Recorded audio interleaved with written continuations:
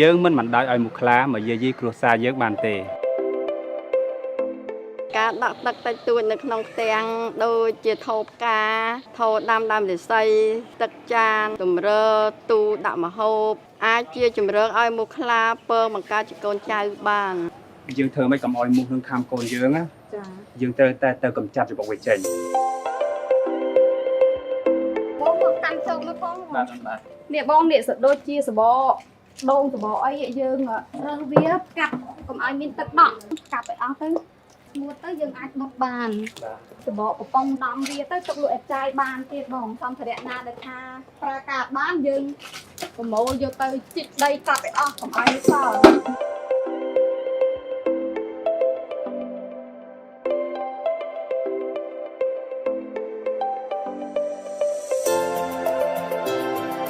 បើសិនសមាជិកគ្រួសារអ្នកមានសញ្ញាក្តៅខ្លួនខ្លាំងភ្លាមលើសពី24ម៉ោងនិងមានកន្ទួលក្រហមលើស្បែកឬឈឺក្បាលនិងឈឺខ្លួនប្រាណសូមទៅទទួលការព្យាបាលភ្លាមនៅមណ្ឌលសុខភាពឬមន្ទីរពេទ្យដែលនៅជិតបំផុត